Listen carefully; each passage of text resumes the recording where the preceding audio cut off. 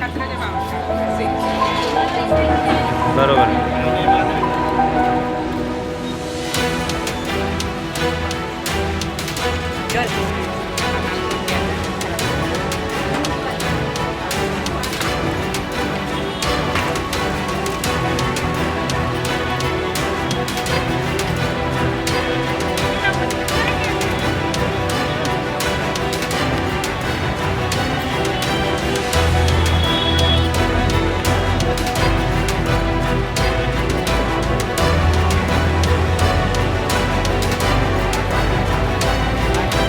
नाशिकमध्ये गेल्या 3 दिवसापासून पावसाची संततधार सुरू होते आणि अनेक दुकानांची यामध्ये नुकसान झालेली आहे. पूर परिस्थिती अचानक निर्माण झाल्याने अनेक दुकानांचे नुकसान झालेले आहे. आपल्याशी बोलण्यासाठी येथील स्थानिक दुकानदार आहे.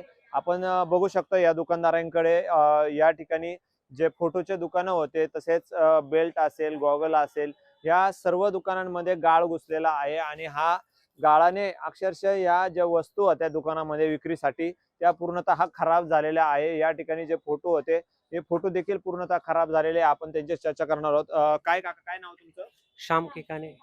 काय सांगाल, कसं काय अचानक तुम्हाला या वस्तू बाहेर काढता नाही आल्या का? काढायचं कारण म्हणजे आमच्या इथं नालीचं काम चालू असल्यामुळं आम्हाला अजिबात गाडी पण रिक्षा सुद्धा येऊ नाही शकत.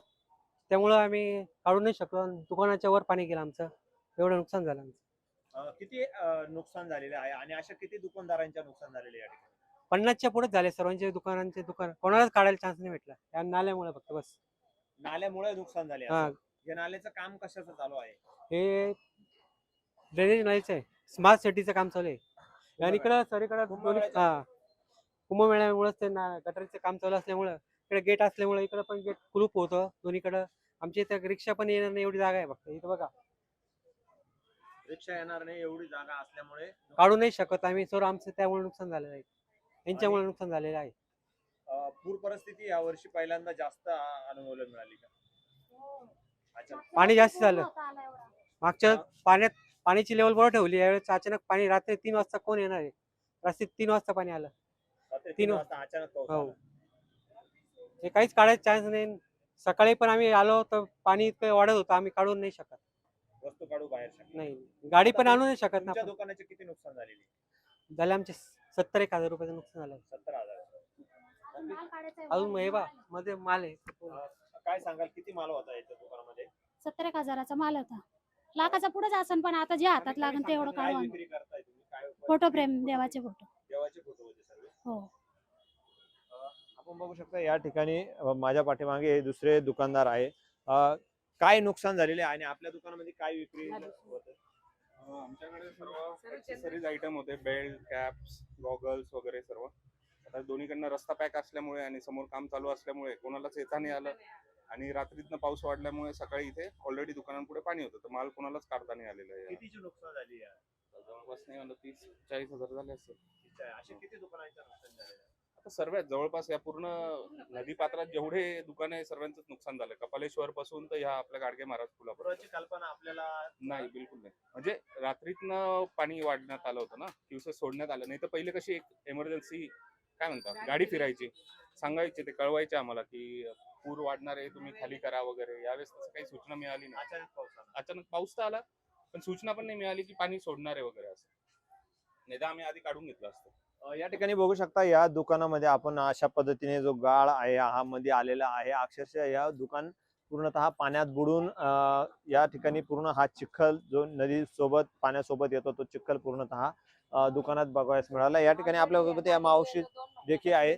मावशी, काय नाव तुमचं? कल्पना जोशी. काय सांगाल, कसलं दुकान आहे आपलं? आमचं सगळं पूजेच्या साहित्याचं दुकान आहे आणि आम्हाला वेळच मिळाला नाही काढायला या खड्ड्यांमुळे. आमची गाडी वगैरे येऊ शकली नाही इथे. नाही तर आम्ही शेवटच्या 1 तासात काढतो आम्ही पाणी हे माल आमचा सगळा. पण या खड्ड्यांमुळे आम्हाला काही करताच आलं नाही. आमचा माल सुद्धा काढता आलं नाही. किती पैशाची नुकसान झाली? आमची 70-80 हजाराची नुकसान झालेली. हो, कारण आम्हाला माल काढताच आला नाही ना, वेळच मिळाला नाही. आमचे फर्निचरचं नुकसान झालं, आमच्या मालाचं नुकसान झालंय. या संदर्भात तुम्ही प्रशासनाला काही कळवलं? प्रशासनाने आम्ही कळवणार कसं काय? प्रशासनाने आम्हाला कळवायचं ना. आणि हे नुकसान झाली आहे, हा. नाही, त्याची काही नुकसानीचा पंचनामा वगैरे होत काहीच केलं नाही. करतात ते, येतात प्रत्येक पुरानंतर, पण आतापर्यंत काही आलेले नाही कोणी. आणि अजून काही पंचनामा वगैरे नाही केलेला आहे, काहीच केलेलं नाही अजून. आलेलं नाही. नाही 2019 ला देखील आमचे पंचनामे करण्यात आले. त्याची एक यादी तयार झाली. धुमसे तलाठी होते. त्यानंतर येथील काही राजकारण्यांच्या हस्तक्षेपानंतर काहींचा स्वार्थापोटी काहींना मदत दिली गेली आणि जे आम्ही शॉप पक्के लायसन धारक असून आम्हाला 1 रुपया मदत 2019 ला आलेली नाही. या जागेचा काही भाडा करार वगैरे हो. महानगरपालिकेबरोबर झाले नाही, आमचे private खाजगी मालक आहे. प्रायव्हेट जागा आहे. हो, मालकांचे आमचे. आणि मग त्या संदर्भात तुम्ही आता प्रशासनाला कळवलं का आता नुकसान झाली त्याची? इथे बघायला सुद्धा कोणी येत नाही आणि नुकसान झालीच नसती जर एक खड्डा नसतात तर. कारण की ठीक आहे, आम्ही नदीच्या पात्रात काम करतो, नदीच्या पात्रात व्यवसाय करतो, आमची जबाबदारी आहे, आम्हाला मान्य आहे. पण ज्या वेळेस पाणी वाढतं तर आम्हाला नेहमीच्या प्रॅक्टिसनुसार आम्ही 1-1.5 तासात माल काढू शकतो. हे आमची नेहमीची प्रॅक्टिस असते. पण यावेळेस तुम्हाला जर 20 फुटी खोल खड्डा पुढे दिसतोय आणि त्या खड्ड्यातून रस्ता कुठे हेच दिसणार नसेल तर माल काढणार कसे? मालच काढू शकलो. मालच काढता काढतात नाही, माल ह्या खड्ड्यांमुळे काढता आला. त्याच्यामुळे आम्हाला सगळ्यात जास्त हे कामच आवरलेलं नाही. तर इथे पाणी जर दिसतंय तर ह्या पाण्यातून तुम्ही कुठल्या बाजूला येऊ शकता, इकडे का तिकडे? कामांची नाशिकमध्ये सर्वात नागरिकांना नाही काम सोसावी लागत आहे. नाही त्याची झोड बसली आहे. त्याची झळ बसलीये. झळ पण आपण मान्य करू, पण काही प्रमाणात मान्य करेल ना माणूस.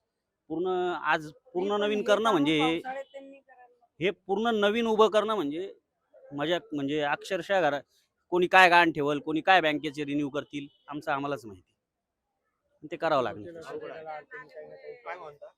नाही, पावसाळ्यात हे काम करायला नको होते. जिथे व्यवसायच आहे आमचे गंगेवरती, तिथे हे खोद काम करायला पावसाळ्यात परंतु एक नको होते. वर्षावरती कुंभमेळा येऊन ठेपलेला आहे. हो, तर हे त्यांनी आधी करायला पाहिजे होतं, या तर दिवाळी नंतर करायला पाहिजे होतं. दिवाळीनंतर. हो, आता हे करायला त्यांना 4 महिने लागले, तर दिवाळी नंतर होऊ शकलं असतं. त्यांनी पावसाळ्यात चालू केल्यामुळे आम्हाला अडचणी आल्या की नाही, व्यवसाय काय सगळ्या दुकानदारांना, आणि आमचं नुकसान झालं ना त्याच्यामुळे. तर व्यवस्थित प्लॅनिंग करून आणि करा, असं की नागरिकांनाही त्रास नाही होणार आणि प्रशासनालाही त्रास नाही होणार. अशा पद्धतीने तुम्ही थोडं व्यवस्थित प्लॅनिंग करा, अशी आमची इच्छा आहे सगळ्या नागरिकांची. नक्कीच. काय सांगाल, जे नुकसान झालेले आहे या नुकसानीचा जबाबदार तुम्ही कोणाला धराल? तर हे नुकसान कसं आहे, गंगा गोदावरी घाटामध्ये सगळी दुकानं असल्यामुळे प्रत्येक गोष्टी आता हे पाणी अचानक वाढलं गेलेले आहे आणि पाणी आल्यानंतर सूचना बी नाही या गोष्टीची.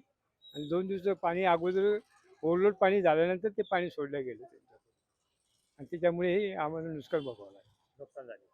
मग माल काढण्यासाठी काही सूचना वगैरे आल्या होत्या? काही सूचना वगैरे कोणाही काही नाही. यात अचानक पाणी आलं, आम्हाला माहिती द्यायला आपण नदी काढावे, पाणी येतच राहतं. म्हणजे 2 महिने पाणी लेट झालं होतं, ते पाणी जास्त अचानक वाढलं गेलं.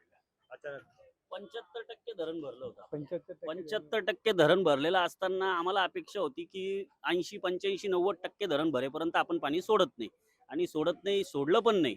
पण पावसाचं प्रमाण एवढं वाढलं की धरण 97% पर्यंत आलं, 95% पर्यंत आलं. धरणाचाही लोड वाढतोय, पाणी सोडायला पाहिजे.